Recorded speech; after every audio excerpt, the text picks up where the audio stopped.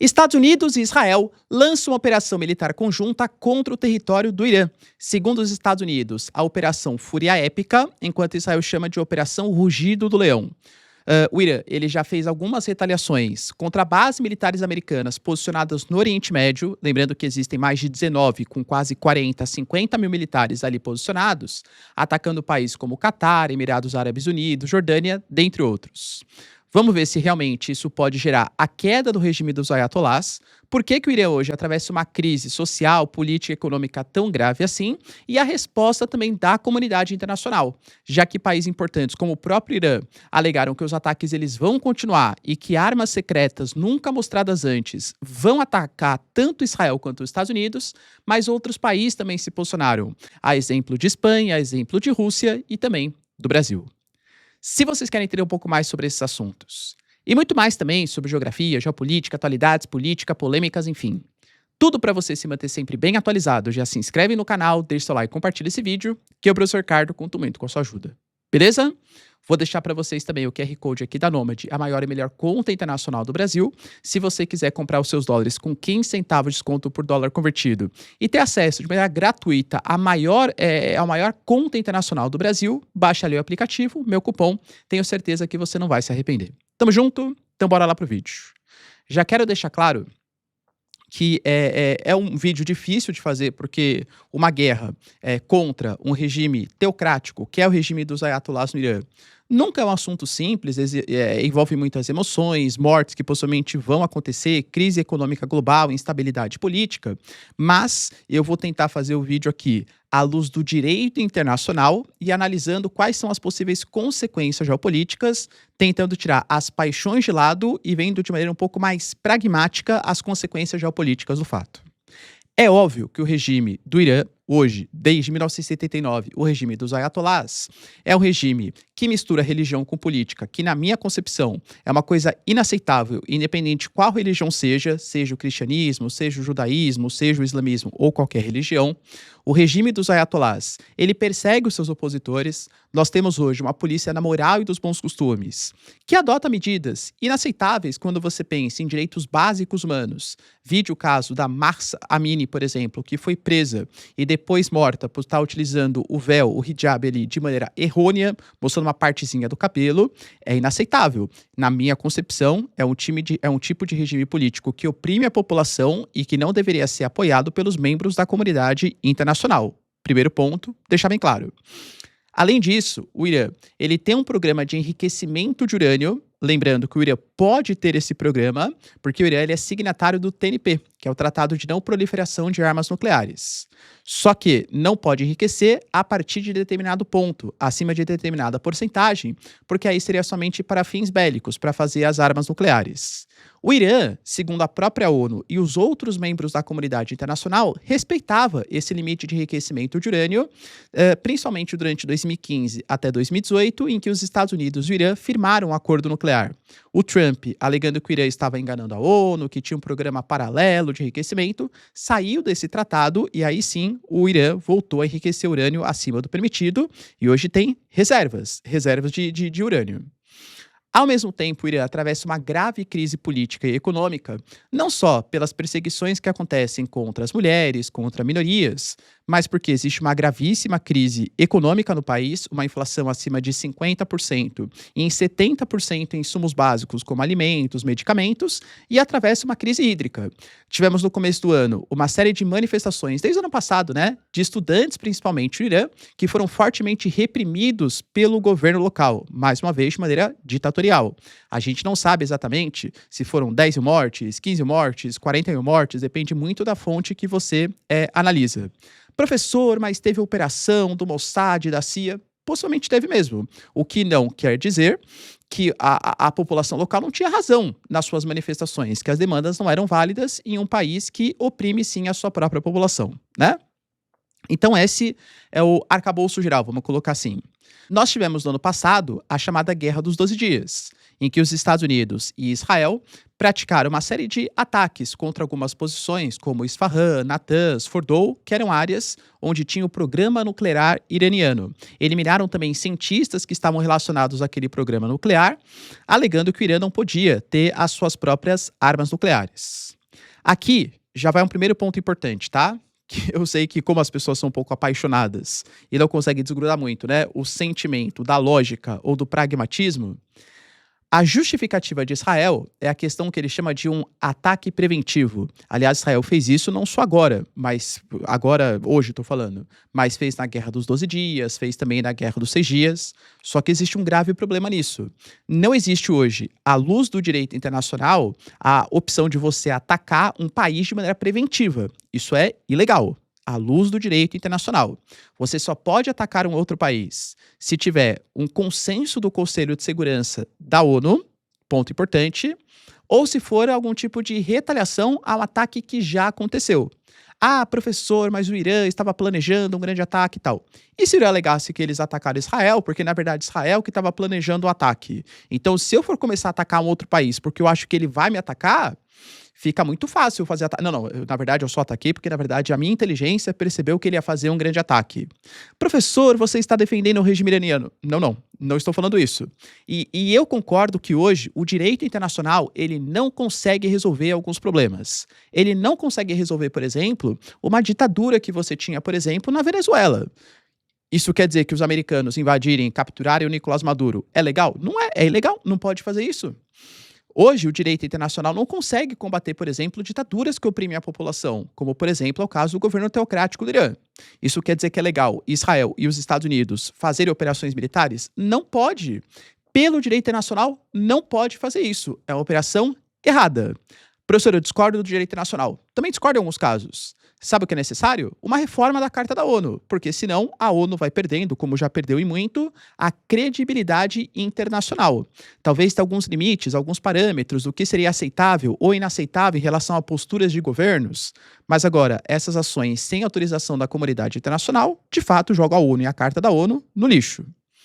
Israel e Estados Unidos. Com Israel chamando Operação Rugido do Leão. Lembrando que o leão é um símbolo que invoca muito o que era o Irã antes da Revolução Iraniana de 1979.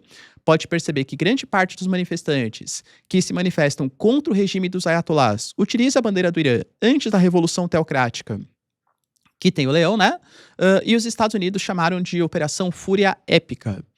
Os dois países de maneira coordenada, e eu até citei para vocês no vídeo de ontem que isso possivelmente ia acontecer, porque embaixadas foram esvaziadas, o Gerald Ford chegou em direção a Israel, muito possivelmente para dar algum tipo de apoio, defesa, contra ataques do Irã que vão acontecer, e Israel e Estados Unidos praticaram esses ataques. Pelo que a gente tem de informações, a cidade de Kermanshah, Karachi, Qom, Isfahan e Teherã foram atacados. A gente fala, né, de ataques contra o Palácio Presidencial e locais de residência do Ayatollah. O espaço aéreo do Irã está fechado. Há também denúncias de atentado contra áreas de civis. Por exemplo, a Tasnim, que é uma agência iraniana, tem forte relação com a Guarda Revolucionária, tá? Mas também mostrou imagens sobre isso. Mostrou uma escola destruída, com 51 pessoas que já morreram, segundo as agências iranianas, e alega que o ataque não vai deixar de acontecer, pelo menos em curto prazo, que o objetivo, claro, é a derrubada do regime dos ayatolás. O Irã, como já tinha prometido, falou que se houvesse algum tipo de ataque, acabaram-se as linhas vermelhas e que o Irã ia responder. E realmente atacou posições na Jordânia, Kuwait, Bahrein, Catar, Emirados Árabes Unidos e Israel. Já começamos com um problema. Por exemplo, a Arábia Saudita, até porque em Abu Dhabi o ataque que o Irã fez aparentemente matou uma pessoa. A Arábia Saudita já anunciou apoio aos Emirados Árabes Unidos, alegando que não poderia sofrer algum tipo de ataque, algum tipo de agressão por parte do Irã. Então percebe que isso pode virar uma coisa muito mais regionalizada? Enquanto isso, a gente tem Israel alegando que foram centenas de alvos militares e políticos que foram atacados e aparentemente algumas pessoas de alto escalão já foram mortas. O ministro da Defesa do Irã e o comandante da Guarda Revolucionária Iraniana já foram mortos a partir desses ataques. Lembrando que uma coisa é o exército do Irã, outra coisa é a Guarda Revolucionária Iraniana. A Guarda Revolucionária, ela não defende o país de fato, ela defende o regime iraniano, defende, né, o governo ali dos ayatolás. Nas declarações que o Netanyahu e o Trump tiveram, os americanos, o Trump falou que quando terminarmos, para os iranianos assumirem o governo, que ele será de vocês. É a maior chance que vocês vão ter, depois de várias gerações, de trocar o governo, o regime dos ayatolás. E Israel, que chamou, quando eu falei, né, de Operação Rugido do Leão, também falou que vai criar condições para que o corajoso povo iraniano se liberte do jugo desse regime assassino, que é o regime dos ayatolás. Lembrando que, indo para a parte um pouco mais política, os dois países passarão por processos eleitorais esse ano. Benjamin Netanyahu, que está envolto em 3 escândalos de corrupção, vai ter uma renovação do parlamento israelense. E convenhamos, né, que quando você tem um inimigo externo, é muito mais fácil você se manter no país. Isso gera um sentimento de coesão nacional. Mas agora, para o Trump, pode incorrer em maiores problemas. Segundo pesquisas internas dos Estados Unidos, apenas 27% da população americana apoiava essa ação militar contra o Irã.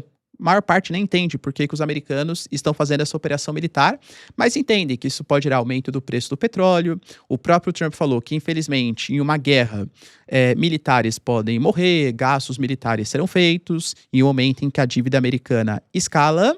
E lembrando, né, que o Irã, ele controla, além de grandes reservas de petróleo e de gás, o Estreito de Hormuz. O Estreito de Hormuz fechado, cara, interrompe quase 30, 25% das negociações de petróleo pelo mundo, podendo incorrer em inflação, queda do poder de compra, aumento dos juros, dentre vários outros problemas. Então, do ponto de vista político, se o Trump ficar nessa guerra durante muito tempo, que penso eu que se ele quiser derrubar o regime é o que vai acontecer, isso pode trazer sérios problemas políticos para o governo republicano. E não são palavras minhas. Eu trouxe para vocês um vídeo essa semana que o Dan Kane, que é o chefe do Estado-Maior aí das Forças Armadas Americanas, falou que os americanos talvez não tivessem necessariamente as munições. Não munição de pistola ali, né? Mas assim, quando a gente fala de Tomahawks, de outros equipamentos, para garantir uma guerra de longo prazo. Até porque os americanos forneceram muito, seja para a Ucrânia, seja para Israel, num passado recente. Entende? Baixas militares podem acontecer. Se os Estados Unidos ficaram dezenas ali, né, seja de anos, no Afeganistão, no Iraque, para conseguir solucionar, e convenhamos, não conseguiu, veja o Iraque, que atravessa hoje um surgimento de várias milícias, e o Afeganistão, que depois de 20 anos o Talibã continua no poder, o que vai ser do Irã, que é um país 4 vezes maior, que é um país muito mais poderoso, que é um país que tem vários aliados regionais. Os Estados Unidos, se quiser trocar de regime, pode incorrer, sim, num grande problema geopolítico. O Israel Katz, como eu falei para vocês, falou de um ataque preventivo, que era uma ação para eliminar ameaças, mas isso traz problemas em relação ao direito internacional. Professor, e Israel e os Estados Unidos já têm opções de sucessão? Muito possivelmente sim. Antes da Revolução Iraniana, era o regime dos Shahs que controlava o país, uma monarquia aliada ao Ocidente, aliada aos Estados Unidos. O príncipe herdeiro, que vive no Egito, ou vivia, né, não sei onde ele está hoje exatamente, mas já fez reuniões com Israel, com lideranças americanas, e se coloca como possível sucessor, ou seja, a volta do regime dos Shahs. Ele fala que não vai ser uma ditadura como foi o regime do Irã até 1979. Tanto que ele fala que ele se coloca como líder, mas que ele quer até fazer um plebiscito com a população local, para saber se eles querem uma monarquia, se eles querem uma república. E quando foi perguntado, confrontado, poxa, mas uma monarquia, isso não vai ser uma volta da ditadura? Ele até fez uma comparação. Quer dizer, então, que toda monarquia é uma ditadura? O Reino Unido é uma ditadura? A Síria era uma república com Bashar al-Assad. É uma democracia? E nessa parte eu concordo com ele. Ser monarquia ou república não quer dizer necessariamente que é uma ditadura ou uma democracia, né? Existem opções dos dois lados.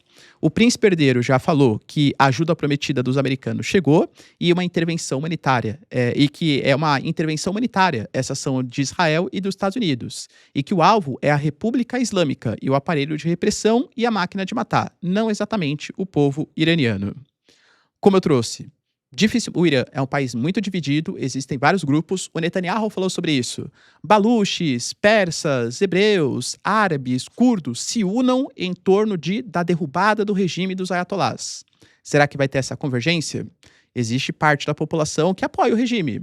Existem vídeos mostrando, por exemplo, a galera adorando o ataque, porque não gosta do regime do Irã, entende? Então, é um país dividido.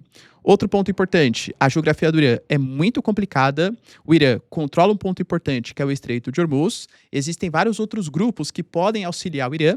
Os Houthis, por exemplo, que atuam ali no Iêmen, já anunciaram que por conta do ataque que Israel e Estados Unidos fez contra o Irã, eles vão fechar o Mar Vermelho. Então, qualquer embarcação que queira negociar com Israel ou com seus aliados vai ser alvo de ataque. E se você fecha o Mar Vermelho, isso complica a passagem pelo Canal de Suez, pelo Estreito de Bab al-Mandeb. Poxa, cara, o custo, o frete fica muito maior, podendo incorrer em inflação, em crise econômica. Agora, imagina em longo prazo esse processo. É uma dificuldade que, de fato, pode acontecer. E, como eu falei, a Carta da ONU, por mais que eu particularmente não goste do regime iraniano e acho que é uma ditadura, joga a favor do Irã. Joga, é fato que joga a favor do Irã.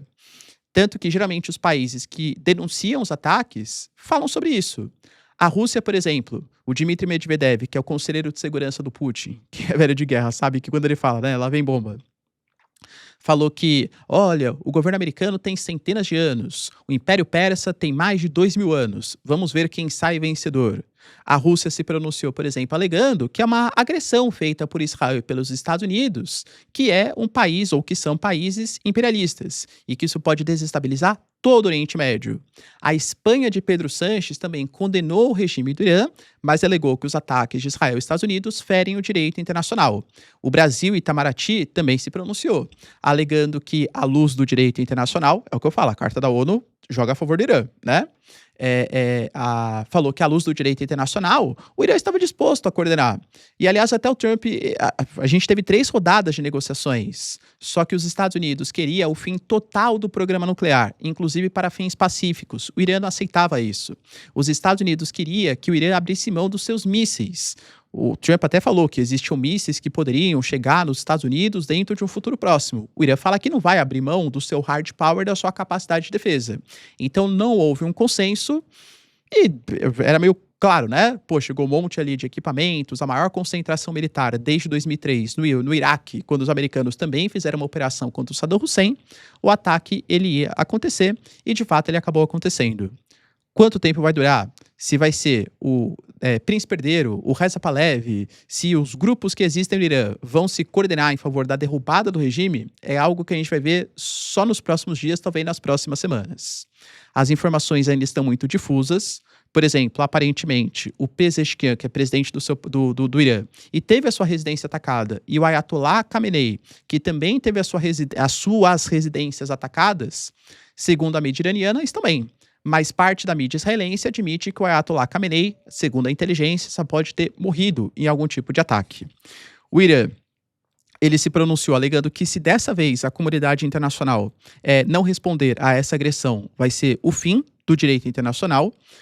O ministro das Relações Exteriores garantiu que tanto o presidente como o Ayatollah, eles estão vivos e que é a hora de dar uma lição histórica em Estados Unidos e Israel e que eles têm equipamentos militares que não são conhecidos pelo Ocidente, mas que serão colocados à prova nesse momento. Penso eu que é um blefe, né? Mas vamos aguardar cenas nos próximos capítulos. Lembrando que os Estados Unidos têm cerca de 19 bases e quase 50 mil militares ali posicionados. Não acho que vai ser uma coisa rápida, possivelmente um processo longo. Vamos ver quanto tempo que vai durar o processo. E aí, pessoal, tem alguma dúvida? Gostaram do vídeo? Deixa nos comentários. Quero saber sua opinião. No mais, se vocês curtiram o vídeo, tamo junto. Beijos, abraços e tchau, tchau.